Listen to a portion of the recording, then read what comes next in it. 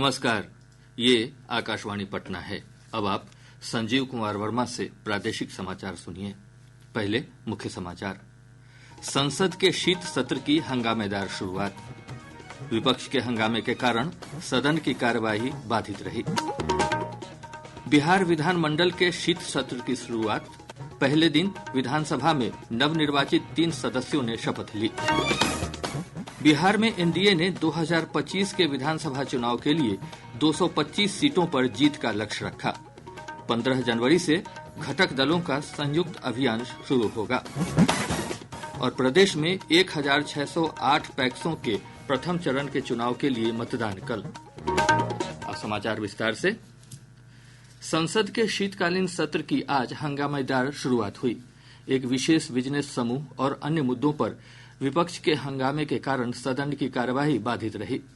सत्र के पहले दिन आज दोनों सदनों में व्यवधान आया। हंगामे के बीच ही लोकसभा और राज्यसभा की कार्यवाही कल तक के लिए स्थगित कर दी गई। सदन में हंगामे को लेकर भारतीय जनता पार्टी ने विपक्ष पर कड़ा प्रहार किया। संसद के बाहर मीडिया से बात करते हुए पार्टी के वरिष्ठ नेता रविशंकर प्रसाद ने आरोप लगाया कि महाराष्ट्र विधानसभा चुनाव में हार से विपक्ष हताश है। उन्होंने कहा कि विपक्ष का आचरण अनुचित है। ये बहुत ही अनुचित आचरण है। इतनी बड़ी हार हुई है। हर विषय को आप यहाँ रख सकते हैं, आपको अधिकार है, लेकिन जबरदस्ती सदन नहीं चलने देंगे, ये ठीक नहीं है। आप तो बोलने के लिए तैयारी नहीं है बहस करने की। बहस से कोई नहीं भागता है, सरकार नहीं भागती। दूसरी ओर कांग्रेस महासचिव केसी वेणुगोपाल ने कहा कि एक खास समूह के खिलाफ कथित रिश्वतखोरी के आरोप महत्वपूर्ण मुद्दों में से एक हैं। इस पर संसद में चर्चा होनी चाहिए। इधर प्रधानमंत्री नरेंद्र मोदी ने आशा प्रकट की है कि संसद का शीतकालीन सत्र लाभकारी रहेगा और इसमें रचनात्मक विचार विमर्श किया जाएगा। संसद सत्र से पहले मीडिया को संबोधित करते हुए श्री मोदी ने कहा कि यह सत्र संविधान पारित होने के 75 वर्ष सहित कई कारणों से विशेष रहेगा। हमारे संविधान के 75 साल की यात्रा, 75वें साल में उसका प्रवेश, यह लोकतंत्र के लिए बहुत ही उज्जवल अवसर है। और कल संविधान सदन में सब मिलकर के इस संविधान के 75वें वर्ष की शुरुआत करेंगे। श्री मोदी ने कहा कि यह सत्र लोकतंत्र के लिए गरिमापूर्ण ऐतिहासिक अवसर होगा। विपक्ष की आलोचना करते हुए प्रधानमंत्री ने कहा कि जनता द्वारा अस्वीकृत चुनिंदा लोग अव्यवस्था पैदा करके संसद पर नियंत्रण करने की कोशिश कर रहे हैं। उन्होंने कहा कि संसद के समय का उपयोग भारत की वैश्विक प्रतिष्ठा और सम्मान बढ़ाने के लिए किया जाना चाहिए। श्री मोदी ने कहा कि विश्व मंच पर देश को आज जो दुर्लभ अवसर मिले हैं, हमें उनका लाभ उठाना चाहिए। भारत की संसद से जो संदेश भी जाना चाहिए कि भारत के मतदाता, उनका लोकतंत्र के प्रति समर्पण, उनका संविधान के प्रति समर्पण, उनका संसदीय कार्य पद्धति पर विश्वास, संसद में बैठे हुए हम सबको जनता जनार्दन की इन भावनाओं पर खरा उतरना ही पड़ेगा। संविधान दिवस की पूर्व संध्या पर आज केंद्रीय मंत्रियों, सांसदों, ओलंपिक एथलीटों और युवाओं सहित सभी विभिन्न प्रतिभागियों ने पदयात्रा निकाली।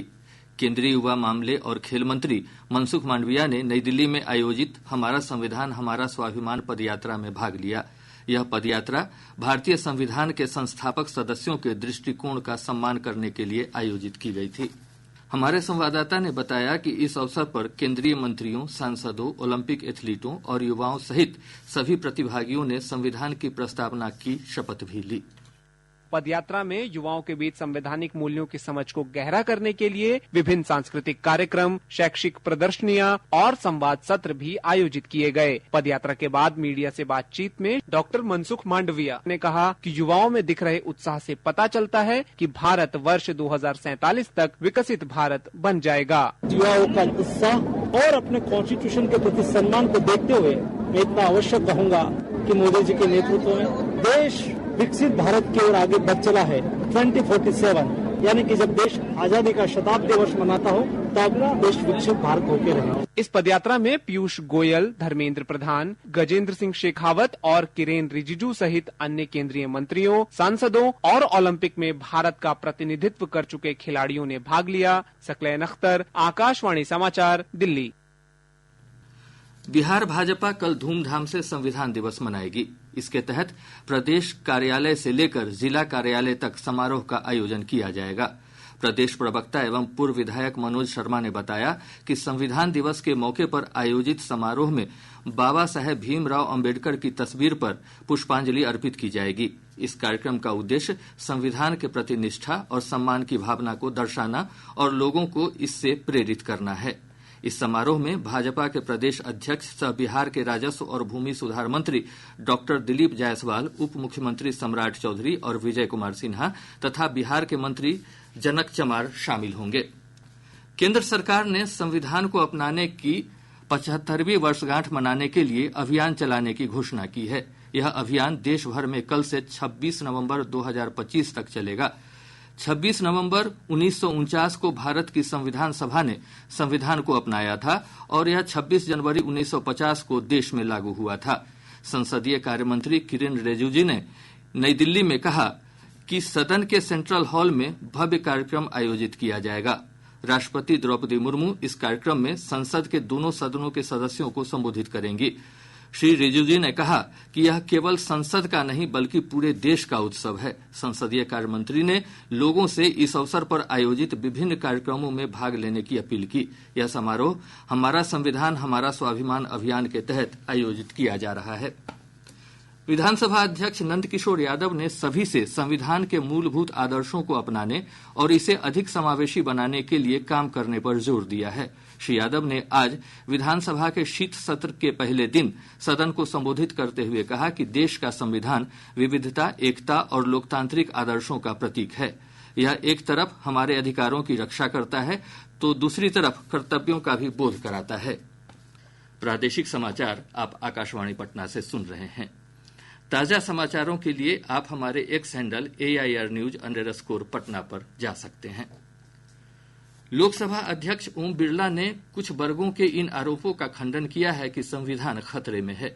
उन्होंने कहा कि इस मुद्दे को संकीर्ण राजनीतिक दृष्टिकोण से नहीं देखा जाना चाहिए। मंगलवार को संविधान दिवस से पूर्व आकाशवाणी समाचार के साथ एक विशेष साक्षात्कार में श्री बिरला ने कहा कि संविधान देश के लोगों से संबंधित है और समाज के प्रत्येक वर्ग का इस पर भरोसा है।